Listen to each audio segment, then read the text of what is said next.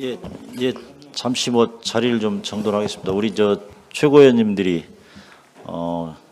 지금 선거 지역에 지원을 하시느라고 또 지금 김선민 의원은 곡성에서 계속 주말을 보내시고요. 지금 황명필 최고는 부산 지원하고 있다가 지금 급하게 지금 올라오고 계시는데 일단 시간이 됐으니까 최고위원 예정대로 그냥 시작하겠습니다. 자, 최고위원 시작하겠습니다. 안녕하십니까. 조국혁신당 대표 조국입니다. 정치에도 성적표가 있습니다. 첫 번째 과목은 선거입니다. 두 번째는 지지율입니다. 집권 세력에는 과목이 하나 더 있습니다. 나라 살림입니다. 윤석열 정권이 총선에서 대패했음은 잘 아실 것입니다. 국정 지지율은 20% 초반 레임덕 상태입니다. 조만간 10%대로 떨어질 것입니다. 두 과목은 낙제점입니다. 가장 중요한 나라 살림마저 거덜내는 중입니다. 정부가 2024년 세수 재추계 결과 및 대응 방향을 내놓았습니다. 올해 국세 수입이 자그마치 29조 6천억 원 부족합니다. 제일 많이 거두지 못한 게 법인세, 즉 큰 기업이 내는 세금입니다.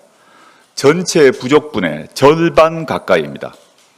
삼성전자 등 대기업은 올해 법인세를 한 푼도 내지 않았습니다. 그런데 매우 이상한 점이 발견됩니다. 예산안은 7월 말 기준으로 짜서 12월 국회를 통과합니다. 이미 지난해 상반기 기업 실적은 전년도 반토막 수준이었습니다. 정부는 상저하고 운운하면서 낙관하고 손을 놓고 있었습니다. 예산안이 통과될 즈음에 정부는 기업 실적을 알았을 것입니다. 그런데도 별다른 조치를 하지 않았습니다. 그러니 펑크가 날 수밖에요. 세수 추계를 잘못한 게 이번이 처음은 아닙니다. 2021년, 2022년에는 너무 많이 걷었습니다. 지난해에는 자그마치 56조 원 펑크가 났습니다. 올해까지 2년간 세수 펑크가 86조 원 규모입니다. 최상목 경제부총리는 송구스럽게 생각한다라고 사과했습니다. 엘리트를 자처하는 공무원이 모여 있다는 기재부가 계속 틀립니다. 정부가 돈이 없으니 쓰지 못합니다. 경기는 나빠집니다.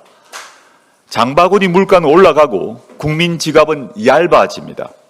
올 최저임금은 9,860원입니다. 1시간 동안 땀 흘리며 일해봐야 배추 한 포기 사지 못합니다. 시금치 한 단 사면 남는 게 없습니다. 대한민국이 어쩌다 이 지경이 됐습니까? 세금이 부족하면 가장 큰 타격을 입는 국민은 나라의 도움을 받는 독거노인 등 취약계층과 서민들입니다. 그리고 지방입니다. 내국세의 40%는 지방교부금, 지방교육재정교부금으로 내려갑니다. 세수 부족으로 앞으로 12조 원가량 지방으로 못 내려가게 되었습니다. 지난해 정부는 교부금을 임의로 삭감했습니다. 올해도 그럴 것입니까? 사정이 이런데도 윤석열 정부는 추경은 생각도 하지 않겠다 합니다. 법인세, 종부세, 상속세 등 부자 감세는 계속 하겠다 합니다. 대책을 내놓지 않는 것인지 내놓지 못하는 것인지 알 수가 없습니다. 이대로는 큰일 납니다. 조국혁신당은 지역 살리기 5법을 개정할 것입니다.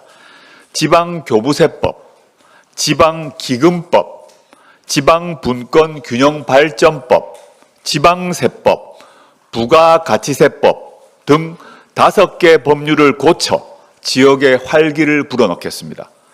부자 감세를 막아 서민과 나라 전체를 살리겠습니다. 무엇보다 이번 재보궐선거에서 여당을 강력히 심판하겠습니다. 최근 국회의원회관에서 탄핵의 밤 행사가 열렸습니다. 시민단체 촛불승리 전환행동이 민주당 의원 주선으로 모였습니다. 그러자 국민의힘이 발끈하더군요. 민주당 의원이 저급한 반헌법적 행사에 길을 터주었다. 민주당은 의원을 제명하고 탄핵 연대도 해체해야 한다. 이렇게 말했습니다. 탄핵 추진을 반헌법적이라고 부르는 여당 인식이 매우 놀랍습니다. 헌법 65조 1항 일부를 인용하겠습니다. 대통령, 국무총리, 국무위원 등 법률이 정한 공무원이 직무 집행에 있어서 헌법이나 법률을 위반한 때에는 국회는 탄핵의 소추를 의결할 수 있다. 탄핵 추진을 반헌법적이라고 생각하는 것이 바로 반헌법적입니다. 국민의힘 전신 한나라당은 노무현 대통령 탄핵을 추진한 바 있습니다. 자신이 하면 합헌적이고 상대가 하면 반헌법적입니까? 조국혁신당은 7월 25일 3년은 너무 길다 특별위원회, 즉 탄핵추진위원회를 발족한 바 있습니다. 그 누구보다 먼저 나서 탄핵의 증거를 수집하고 논리를 점검하고 있습니다. 시민은 이미 대통령을 심리적으로 탄핵했습니다. 탄핵의 민심이 거리를 넘어 국회 안으로 들어오고 있습니다. 특히 최근 선출되지 않은 권력, 김건희 씨의 국정농단과 공천 개입 의혹이 수면 위로 떠오르면서 법적 탄핵으로 가는 길이 열렸습니다. 제1야당인 더불어민주당도 탄핵할 결심을 해 주십시오. 야당 전체가 결심하고 같이 행동하면 탄핵을 예인할 수 있습니다. 얼마 남지 않았습니다.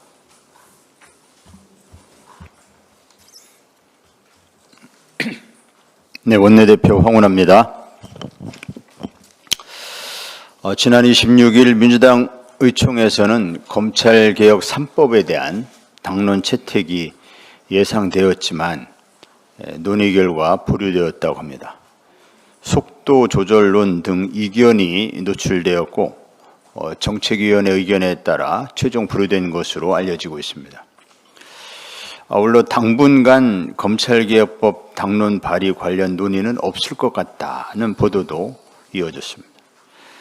대단히 우려스럽습니다. 검찰개혁 실패의 참혹한 대가를 경험하고도 또다시 실패의 전철을 밟지 않을까 몹시 걱정됩니다. 검찰개혁 앞에만 서면 한없이 작아지고 좌고우면하고 역풍우려하고 얄팍한 선거공학으로 잔머리만 굴리던 21대 국회 민주당의 모습이 떠오릅니다. 검찰주의자 윤석열은 그런 민주당의 어리석음을 조롱하며 검난을 일으켜 결국 역대 최악의 대통령이라는 역사의 한 페이지를 써나가고 있습니다. 지금 윤석열 검찰의 칼끝은 자신을 검찰총장으로 발탁했던 전임 대통령을 향해 있습니다. 그런데도 민주당은 방탄 프레임에 걸려든다는 둥 운운하며 한가하기만 합니다. 물론 대통령 거부권 행사가 예상됩니다. 하지만 민주당이 거부권이 예상된다는 이유로 발의조차 망설인 적이 있었나요? 또 하나, 검찰개혁 3법은 재의결 시 가결될 가능성이 매우 높은 법안들입니다. 지금의 국힘의원들은 정권이 바뀐 후에는 자신들이 모조리 검찰의 사냥감이 될 것을 잘 알고 있기 때문입니다. 죄 없는 사람에게도 죄를 뒤집어 씌우는 검찰인데 약점 많은 국힘의원들은 얼마나 두렵겠습니까? 검찰은 정권 초와 정권 말 수사 대상을 바꿔가며 검찰 권력을 유지 강화하는 방향으로 검찰권을 행사해 왔습니다. 검찰의 그 비열한 속성을 이제는 국민들조차 속속들이 알고 있습니다. 국힘의원들은 머지않아 자신들이 사냥감이 될 것이라는 걸 본능적으로 깨닫고 있을 것입니다. 그러니 무기명 비밀투표 재의결에서는 상당수가 검찰개혁 3법에 찬성표를 던질 것으로 예상이 됩니다. 지난 총선 야권의 대승을 안겨준 민심은 검찰개혁을 조속히 완수해 달라는 것이었습니다.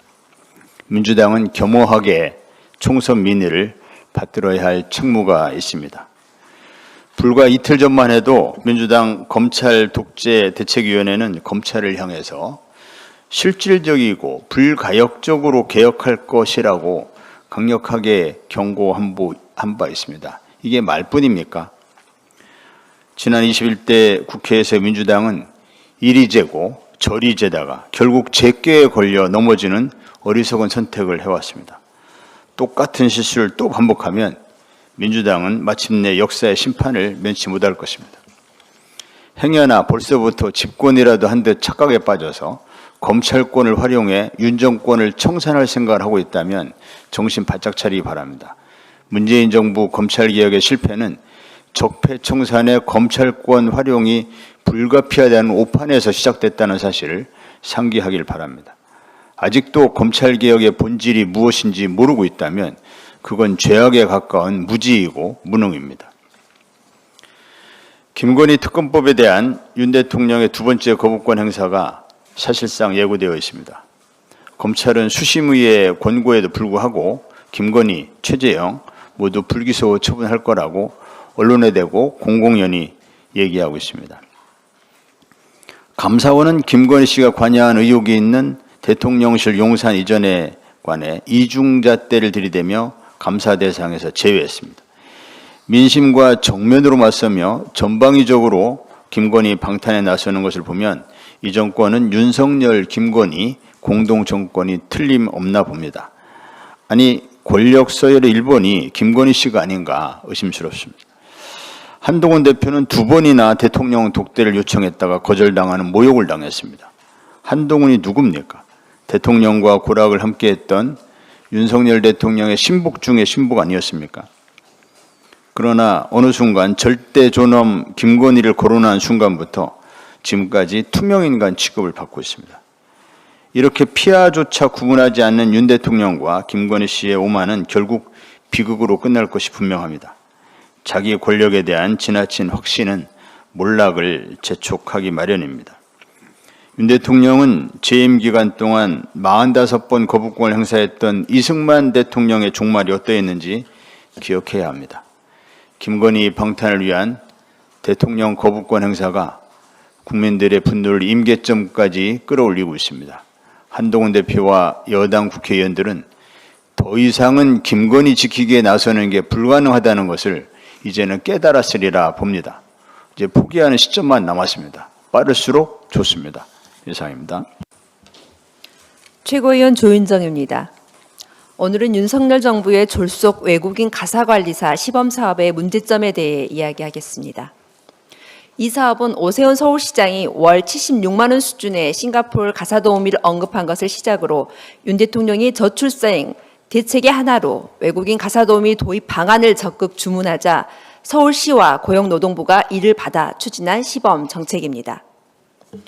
오세훈 서울시장은 임금이 월 100만 원 선에서 결정돼야 정책 효과가 있다며 최저임금 차등 적용을 주장하고 있습니다.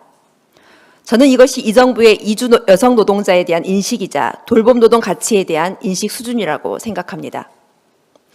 참고로 싱가포르는 입주형이고 한국은 출퇴근형입니다. 싱가포르는 주거비, 교통비, 비행기값, 식비 다 제공되는 상황이고 한국은 자기 부담입니다. 비교 기준 자체가 다른 것을 서울시장은 간과하고 있습니다. 지난달 필리핀 가사관리사 100명이 한국에 도착했습니다. 정부는 시범사업 후 1,200명까지 늘리겠다고 합니다. 그런데 가정에 배치된 지 2주도 안 돼서 사고가 터졌습니다. 지난 추석 연휴에 2사람이 사라져서 아직 행방이 묘연하다고 합니다. 왜 사라졌을까요? 현장을 아는 사람들은 충분히 예견됐던 일이다라고 이야기합니다. 가사관리사들이 첫 임금을 제때 받지 못했습니다. 기숙사의 엄격한 통금 시간, 좁은 원룸텔 환경 등 열악한 근로 여건도 문제가 되겠습니다. 그러나 무엇보다도 임금에 대한 불만 아니겠습니까? 그들이 한국에 돈 벌러 왔지 봉사하러 온 것은 아니니까요.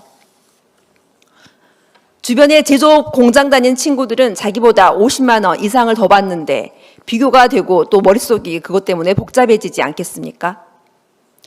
최소 주 30시간 근무 시간 보장 기준이다 보니 가사관리사 역할 하루 4시간씩 하면 119만 원, 8시간 하면 238만 원입니다. 그 돈 가지고 방값 내고 밥 사 먹고 교통비 내고 보험료 납부하고 실제 남는 돈은 70만 원, 80만 원밖에 안 되는데 그곳으로 고향집에 돈도 붙여야 하고 본인 용돈도 써야 합니다. 그런데 이용 가정이 일하는 시간을 줄여버리면 임금은 더 줄어들 것입니다.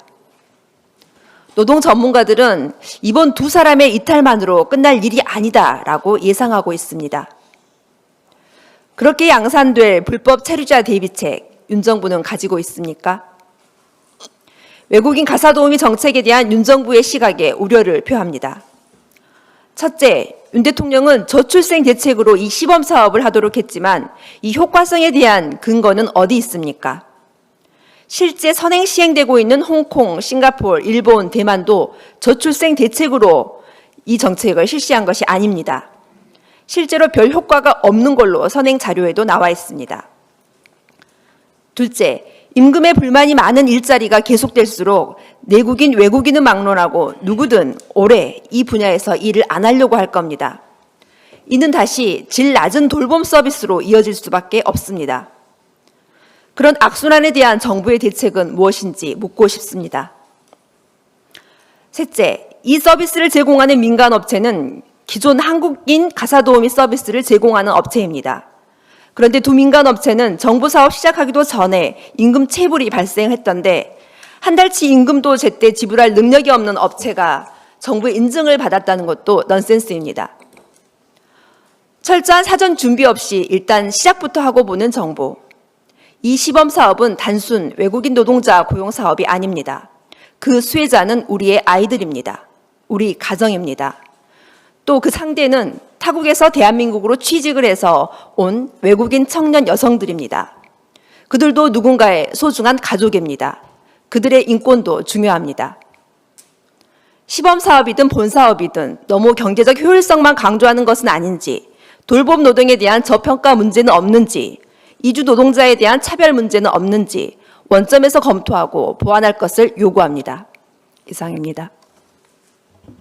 그 공식 최고위원회는 마치겠고요. 오늘은 백브리핑이 좀 중요한 백브리핑 내용이 있을 것 같은데요. 우리 김보엽 대변인하고 정춘생 원내 수석께서 같이 백브리핑을 하겠습니다. 예, 발언 준비되셨으면 하시고. 예. 네, 원내 수석 부대표 정춘생입니다. 더불어민주당의 부산 금정구청장 후보 단일화 협상에 적극적으로 임해 주실 것을 촉구합니다. 지난 9월 19일 양당의 사무총장이 부산 금정구청장 후보 단일화 관련해서 추진할 것을 합의했고, 그리고 협상의 파트너로 더불어민주당은 황명선 지원단장, 그리고 조국혁신당은 정춘생 원내 수석 부대표를 지정을 해서 단일화 협상을 추진하기로 했습니다. 그리고 저는 그 소식을 전해 들은 9월 20일 당일에 오전에 황명선 지원단장님께 전화를 드렸고, 오늘이라도 만납시다. 단일화 협상을 위해서 무엇을 준비할 것인지 오늘부터 만났으면 좋겠습니다. 요청을 드렸지만 오후부터 지방 일정이 있다고 해서 만나지 못했습니다. 그리고 다음 주는 어떻습니까? 했더니 23일부터 25일까지 지방 일정이 있습니다. 그게 이재명 대표가 곡성, 영광, 금정에서 현장 최고위하고 현장 일정을 했었던 그날 같습니다. 그래서 지방 일정이 있기 때문에 어렵습니다 해서 만나지 못했습니다. 그럼에도 불구하고 단일화 협상은 급하기 때문에 저는 지방이어도 좋습니다. 언제든지 시간과 날짜를 정해주시면 제가 지방으로도 가겠습니다. 그래서 문자를 보내드린 바 있습니다. 하지만 아무런 답변이 없었고요. 26일 본회의가 있을 때 현장에서 우리 협상을 해야 되는데 왜 아무 얘기 없습니까? 했더니 굉장히 부정적인 단일화는 무슨 이런 얘기를 하셔서 굉장히 놀랐습니다. 그래서 지금까지의 민주당에서 얘기했었던 금정구청장 후보 단일화 얘기는 저는 진정성이 과연 있는 것인가 의심을 할 수밖에 없는 상황입니다. 단일화는 단순히 어느 후보가 사퇴하는 게 아니라고 저는 생각합니다. 그 단일화의 과정이 유권자의 인정을 받아야 되고 납득이 돼야 된다고 생각합니다. 그러기 위해서는 아무도 준비되지 않은 상태에서 단순 여론조사로 하는 것이 아니라 유권자의 선택을 분명히 하기 위해서 그 후보가 어떤 사람인지 알려면은 적어도 토론회 한 번 정도는 공식적으로 개최되어야 한다. 단일화를 위한 토론회. 그런 생각에서 저희들은 주장을 했지만 어제도 민주당의 사무총장이 단일화해야 된다 얘기를 했지만 그것은 곧 조국혁신당의 사퇴를 뜻하는 것 같습니다. 하지만 저희들은 특정 정당의 후보가 사퇴하는 단일화는 반대합니다. 적어도 유권자가 선택할 수 있는 기회는 있어야 된다고 생각이 되고요. 그것은 단일화를 위한 토론회 아니면 토론회 내지는 정견 발표 이런 과정을 거친 후에 유권자가 우리의 금정구청장이 누가 더 낫겠다 이런 선택을 할 수 있도록 기회를 드려야 된다고 생각합니다. 아직도 늦지 않았습니다. 10월 7일 투표용지가 인쇄되기 전에는 반드시 여론조사 그리고 그 전에 토론회가 있어야 된다고 생각이 되고요. 저희 조국혁신당은 이미 안심번호를 다 신청해 놨습니다. 민주당도 신청을 했는지 저는 묻고 싶습니다.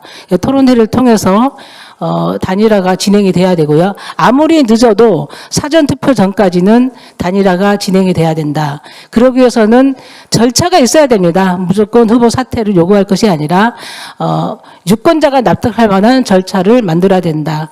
오늘이라도 저는 기다리겠습니다. 더불어민주당의 공식 파트너 황명선 단장님의 연락을 기다리겠습니다. 이상입니다. 네, 이상 추구위원회 마치겠습니다. 감사합니다.